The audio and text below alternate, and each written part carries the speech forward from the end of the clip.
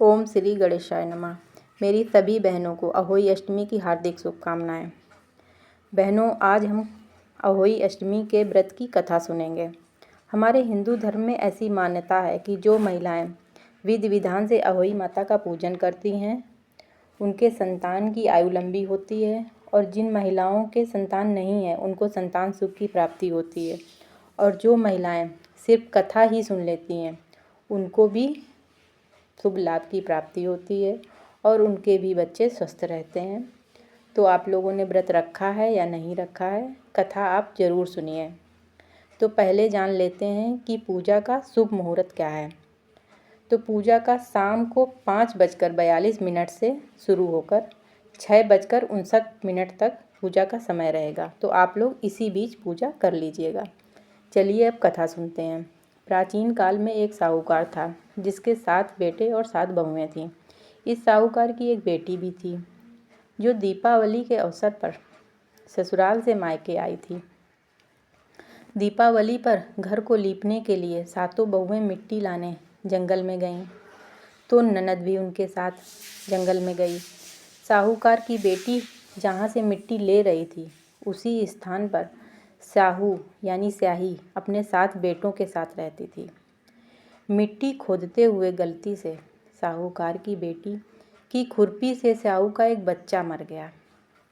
स्याहू इस पर क्रोधित हो गई और बोली, मैं तुम्हारी कोख बांधूंगी। स्याहू की यह बात सुनकर साहूकार की बेटी अपनी 7 भाभियों से एक एक करके विनती करती और कहती है कि मेरे बदले आप अपनी गोद बंधवा लो, कोख बंधवा लो। सबसे छोटी भाभी ननद के बदले अपनी कोख बंधवाने के लिए तैयार हो जाती है। इसके बाद छोटी भाभी के जो भी बच्चे थे वह सभी 7 दिन के बाद मर जाते हैं। 7 पुत्रों की इस प्रकार मृत्यु होने के बाद उसने पंडित को बुलाकर इसका कारण पूछा। पंडित ने सुरही गाय की सेवा करने की सलाह दी और कारण बताया।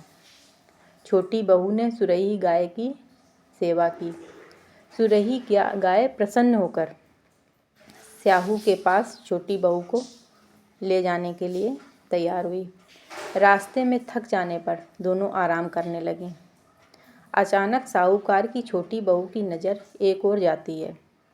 वह देखती है कि एक सांप गरुड़ पंखनी के बच्चे को डसने जा रहा है और वो उस सांप को मार देती है। छोटी बहू इतने में गरुड़ पंखनी वहाँ आ जाती है और खून बिखरा हुआ देखकर उसे लगता है कि छोटी बहू ने उसके बच्चों को मार दिया।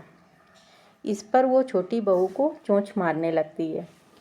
छोटी बहू इस पर कहती है कि उसने उसके बच्चों की जान बचाई है, उसके बच्चों को मारा नहीं है। तो गरुड़ पंखनी इस बात से खुश हो जाती है और उसे और सुरही गाय को स्याहू के पास ले जाती है।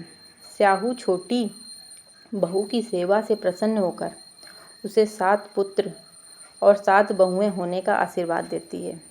स्याहू के आशीर्वाद से छोटी बहू का घर पुत्र और बहुओं से हरा भरा हो जाता है।